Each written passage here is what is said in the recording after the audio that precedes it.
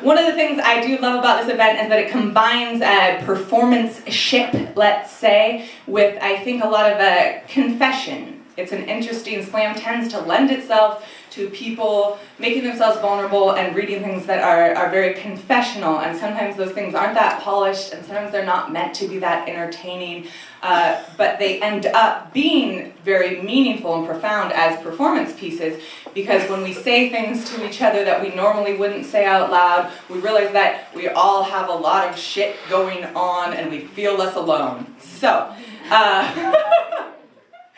to that end, I want to read you a poem that I didn't write to be a performance piece, but this month for me marks like 2 years of the biggest separation, divorce that I've ever had in my life, and so, you know, personally meaningful, and this is the part where I appreciate you guys for listening.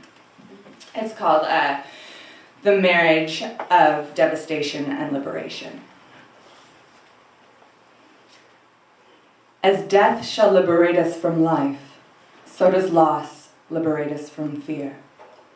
And as dawn washes the sky, it has become clear that there is a difference between needing to be alone because I am broken and needing to be alone because I am whole. And being this full in solitude without partner or lover, without another point of reference, is like standing on top of a mountain plateau, smack dab in the middle of myself and relishing the expansive power of a 360-degree view. And though my tender places sometimes cry out in loneliness, I just need to stand here for a while. Turning in wonder, taking it all in, letting myself spin in circles like a child for the wild feeling of freedom it brings. Right now, the soundtrack of my life is full of cello strings. They sing so beautifully that even when the music is sad, it makes me happy to hear it.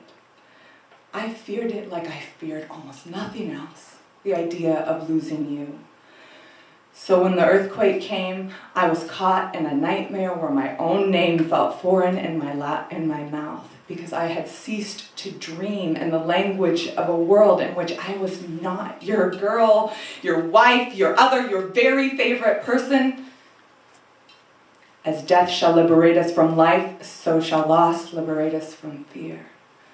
When I hear the cello weeping its melancholy in the cell blocks of my chest, I let myself be moved through the bars by turning my face to the sun.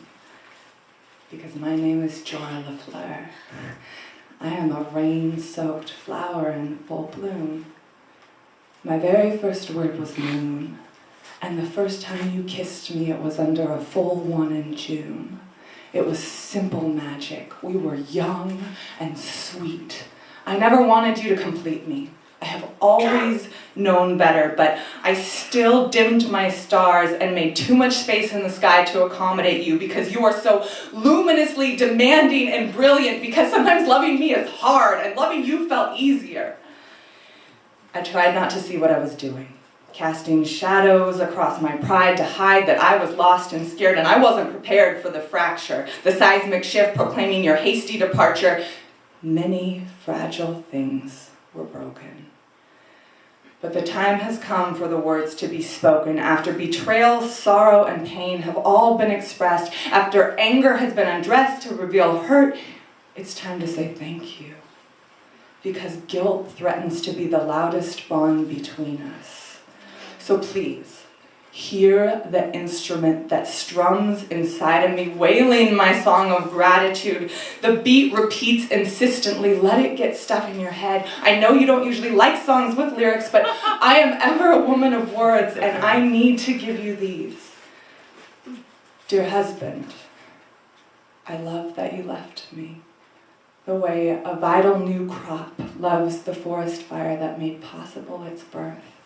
For everything it's worth, dear partner, thank you for giving me a chance to be the brightest light in my own heavens again and find a haven in self-love that probably feels like to find God, because there was something so infinitely precious about being at home in every corner of my own heart.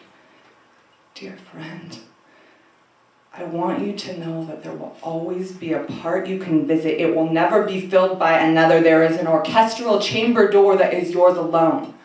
It guards a very special place for the man who loved me enough to let me go. The way that my eyes let go of tears, the way that my throat lets go of laughter, and my soul lets go of fear.